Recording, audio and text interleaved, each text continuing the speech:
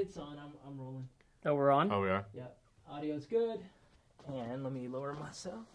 Are you in? Everybody in? You need to lower. And one up. Like this is for the story. Like I say. Portrait? Portrait. Yeah. Up and down. Up and down. Portrait. Up and down. Up and down. We got this.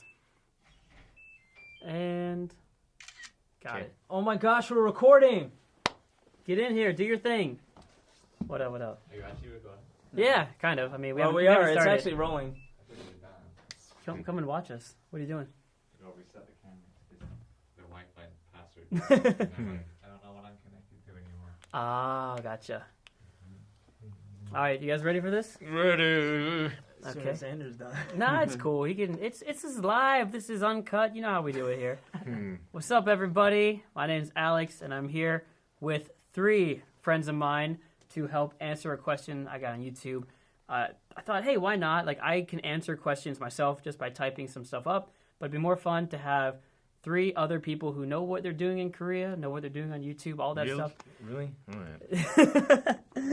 All right, come on. Let's just do a quick introduction from left to right. Started off, Skycedi. I think you guys know who I am, but for those of you that don't, Cedric, Skycedi. I'm from America, and I've been living in Korea for about a year now. Yep, and I am Alex. I've been living here for about 10 years now, from the United States, from Ohio. What's up? I'm Mika from Austria, and I'm living here in Korea for 3 years. I'm Mark. I'm also from the States, Pennsylvania. I've been here for 9 years. Wow! Yeah. A long time. You got that. What up, man? You got that. All right, baby. Boom. So there are a lot of questions that I got in the video that was actually me, you, and Mike. Yeah. And we were talking about why we left America and why we ended up staying in Korea. And I got a question. I want to read it out correctly. But I got a couple of questions, and one of them stuck out to me as one that, I didn't want to answer by myself. But 2, I just thought it was a really good question. It's about finding that support community here in Korea. So we're going to do our best to do that. And that's if I haven't lost it yet. But, while I'm looking for it, this is the perfect time. Why are you in Korea in 3 sentences or less? Go. Well, I've always wanted to live in Korea. My mom is actually Korean, and so I've always had an interest in moving here. And so I finally made the plunge last year, and I plan to be here for a long time. Okay, you? I've come to Korea because of my wife. love. For love.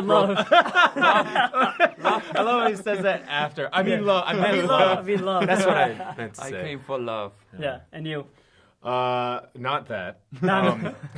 I'm a Korean adoptee, actually. So I came here out of curiosity and to find some work as a poor post-grad. And then, burn the ships. I stayed here. Yeah? Yeah. Why not? 9 years. I like that. I came here because I wanted to learn a language, and I stayed here basically because I enjoy living in Korea. We'll put the link to that video that Mike and Cedi and I were on, wherever it goes. Which way is it? Is it this side or that It's side? this way. It's this side? Yeah. All right. So here's the question. I lost it and found it again. It's from Kiara, and the original question was, what advice do you have to stay motivated and driven to achieve my goal of moving and feeling confident about my choice? I responded to her on the comment section, but do you guys have any advice to someone who really wants to make that leap to leave LA, leave the United States, and move to Korea? And also to get yourself to really do it, to kind of put yourself there. I would just say, just do it. Just do it. No big thinking, just do it. Actually, that makes a lot of sense. Like, to honestly just say, this is my choice, I'm making this choice, and I'm going to do it. It becomes something that's like an inevitability. It's not now a question of like, will I have the money? Will I just like figure out how to do it? Because you're going to do it. And tell your friends, like, it's happening. Say goodbyes. I don't know. Right. I think another thing in addition to that is seek to learn the culture and not just on a surface level basis, right? Because a lot of people come here for many different reasons. Right. And whatever your motivation is for coming here is fine, but at a certain point, you're going to have to dive deeper into the culture. And so I think that's what can really keep people here and keep them appreciating the culture in the country. I think, Cedric can Man, listen to that understand deep where. voice. Yeah. That voice is nice to What- have. We don't have a deep voice on my channel ever. I wish I had that. Right? Jesus.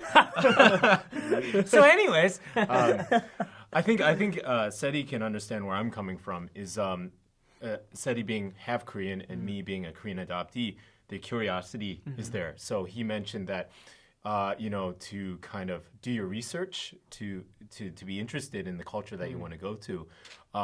Cedric, I'm sure, has had some exposure. I had a little bit, but I was super curious. But for me, to move to Korea, it was kind of a necessity thing. Like, I had like a breakdown, like a big time, like dry heaving, like I gotta get out of here. It was just like a big moment for me I just finished university, and then also just that kind of need to get out, to move out of my house, and to also kind of rediscover a culture that was lost or just was inside me or something like that. So it was a really kind of an emotional thing for me. So I just had to. It wasn't really like, having the courage to go out and do it. It was just like, I need to do this, or, who knows, YouTube is freaking amazing. Like, we never talked about this, and we've had whiskey Yeah. together. Yeah. And like all of a sudden he's breaking out. Okay, for people I don't know, let me tell you about my emotional breakdown. Yeah. Dang, dude. I gotta go big, man. It was my first video with you guys. I gotta. Why not, right? Yeah. So we did talk about her first question, but the second one was about her biggest concern, which she said, I suppose my biggest concern is finding that supportive and positive community. As I mentioned before, I moved to LA almost 3 years ago, and the vibe here is basically every man for himself, which I think we can kind of understand a little bit in Seoul. So finding a support system here is really tough. Seoul is another huge metropolitan city. Makes me think it's safer if I don't assume that the foreigner community will just welcome me with open arms. Haha. It's you laugh because it's tough. I don't know. So the question was, of course, can you make a video about that support system here? I think like Dang.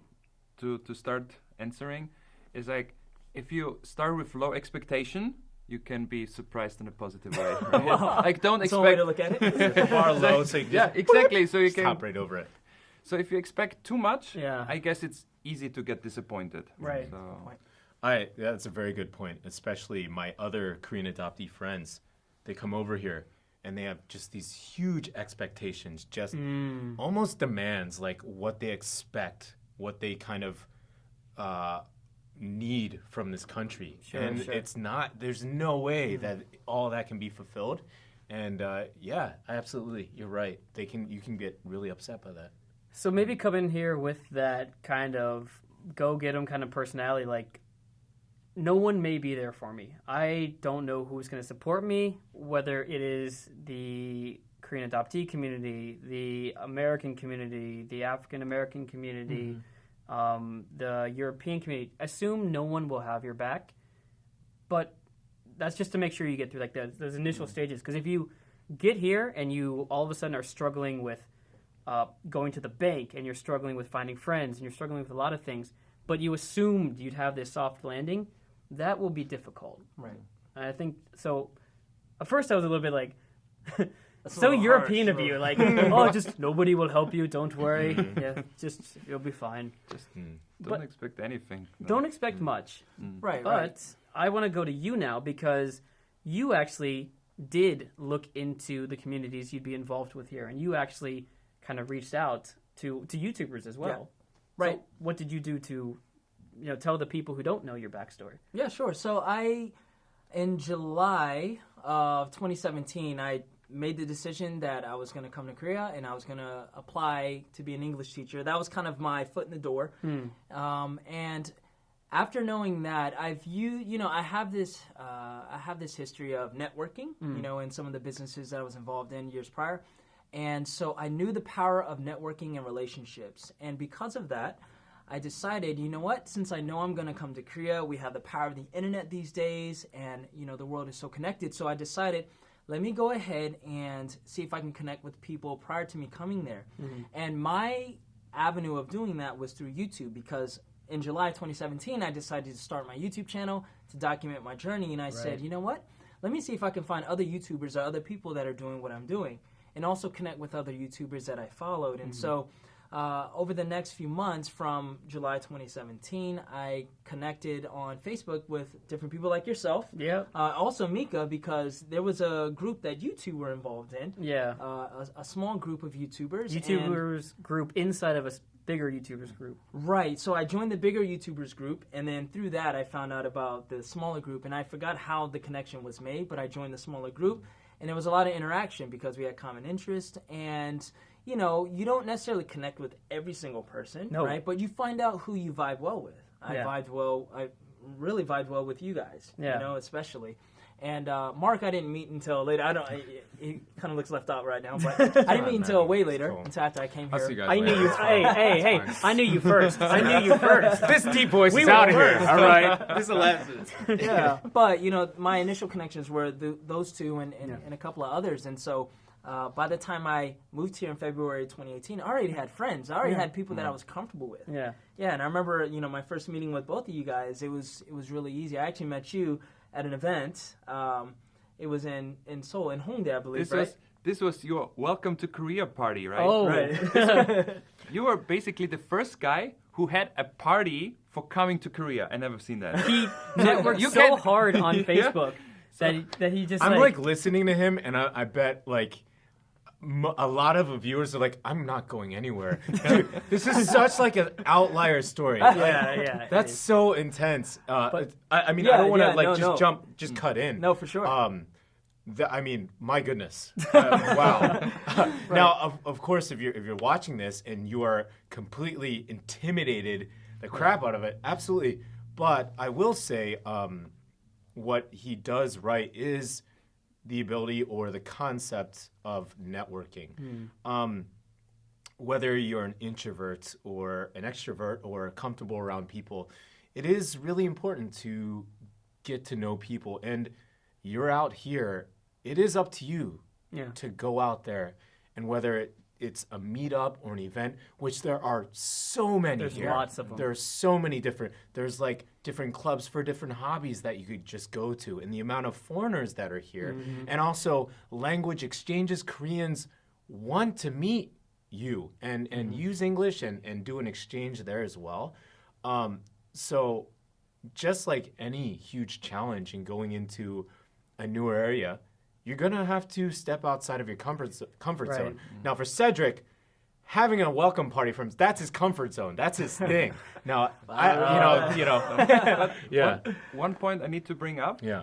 What Cedric did right, he brought value first. Like he was helping other people in Korea in Right. advance. Yeah. So like what I think like many foreigners coming to Korea, they are demanding help first, right? And this Right. is something you will barely get.